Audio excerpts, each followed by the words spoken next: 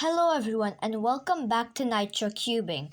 Today I'm ranking my puzzles, all of my Rubik's Cubes. I have one more but it's broken, from easiest to hardest. So let's get into it. Now straight away you already probably know what's the easiest. The 2x2, right? Wrong, because this took me, after I got my first 2x2, 9 whole months to learn how to solve it. But still, it is the event that I am the fastest at. I have a 3.36 average in competition, and I usually average in the high 3s or low 4s. And it is a very low move count, and you really can solve it by trial and error.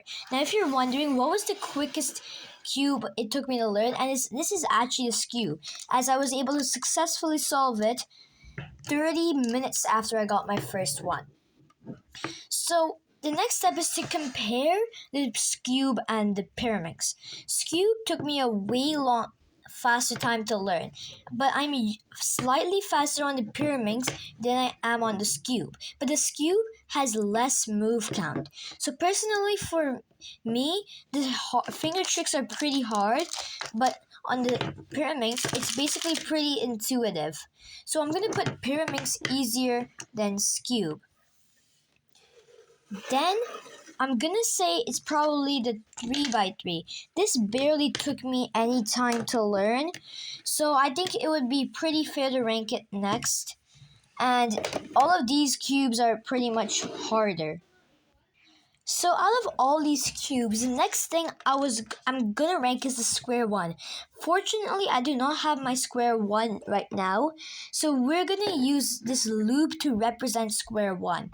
It took me only about 3 days to learn it, and I have even a tutorial on it, and it is honestly one of my favorite cubes. But the thing is, the next thing we have is Mirror Cube. Now it can be really hard, but if you already know how to solve a 3x3, it's just solving the Mirror Cube by shape. So I am actually going to put square one. I want to tie them, but I'll put Mirror Cube after. So now, the square 2. The square 2 is a pretty simple puzzle, but next I'm actually just going to put 4x4 and then 5x5 and probably back this up a little bit. Personally, I think the Megaminx is easier than the 5x5, so I'll put it before that. And now, in between these cubes. This is a picture cube, so I'll just consider it as a 3x3.